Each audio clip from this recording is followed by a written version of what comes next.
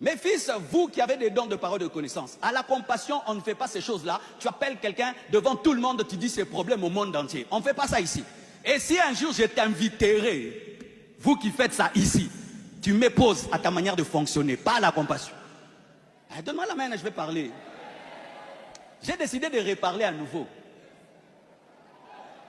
Oui, je dois parler.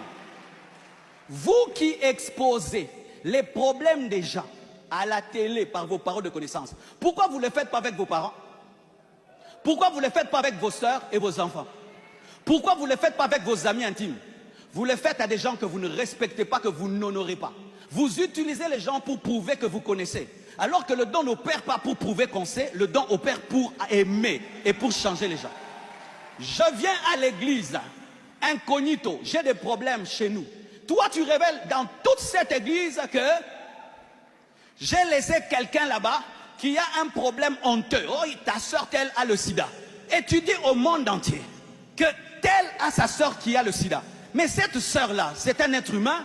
Maintenant, partout, on sait qu'elle a le sida. Partout, même quand Dieu la guérira. Il y a des gens qui ne croiront jamais que Dieu la guérit. La prophétie, la parole de connaissance est pour édifier. Ce n'est pas pour qu'on acclame le prophète, qu'on célèbre le prophète et qu'on dise que tu es terrible. Lorsque la prophétie est mue par l'orgueil, il y aura toujours de la méchanceté, même si c'est Dieu qui parle. Car l'esprit du prophète est soumis au prophète. Ce n'est pas parce que tu as vu que tu dois dire. Il y a des choses que tu vois, tu diras, mais en secret. Va dire à Jean. Jean, le bureau. Appelle la personne, va lui dire. Qui se répand par humiliation? Qui se répand par humiliation?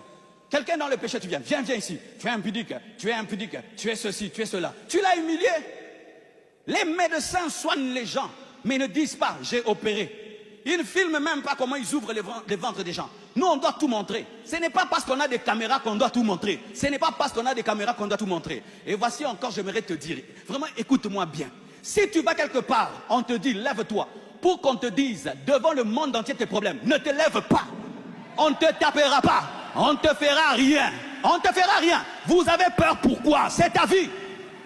Ne vous levez pas. Frère, lève-toi. Je suis en train de voir, je ne me lève pas. Pourquoi? Tu veux détruire ma famille? Tu veux détruire ma vie?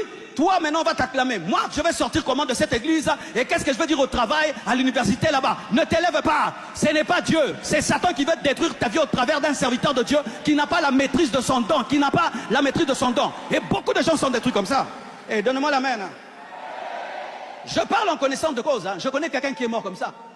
Une dame va au Nigeria. Elle va au Nigeria et là-bas le prophète, c'est ce qu'il fait. Il appelle comme ça. Et puis regardez ce que le prophète dit en public. Il dit, je vois, non c'était en Afrique du Sud, oui, il va en Afrique. Il dit, je vois ta maman qui te combat. Pourquoi ta maman te fait ça? Pourquoi ta maman fait ça? Tous tes blocages c'est ta maman. Tous tes blocages c'est ta maman. La fille commence à pleurer. Maman, maman.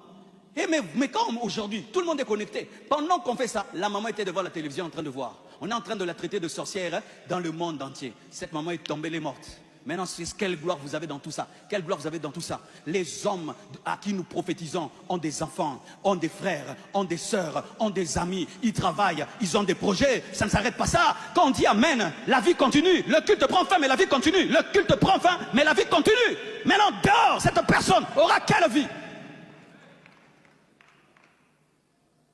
Frères et sœurs, c'est ta vie.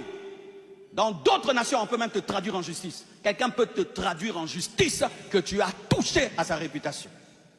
C'est pourquoi vous remarquez, on ne fait pas ça aux blancs, on fait ça qu'aux noirs, qui ne connaissent pas leurs droits.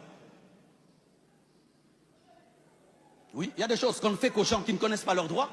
Et en plus, une prophétie. Des fois, 5 choses peuvent être vraies, mais une chose est fausse. Mais la fausse chose-là se mélange aux vraies choses. Et comment je vais rattraper ça? La vidéo a 5 millions de vues. Comment je vais rattraper ça? Jésus n'a pas exposé Judas, l'homme qui allait le tuer. L'homme qui allait le tuer. Il a parlé en parabole de Judas. Il a parlé en parabole de Judas. Il a parlé en parabole de Judas. Il a parlé en parabole de Judas. Pourquoi? Il espérait sauver Judas.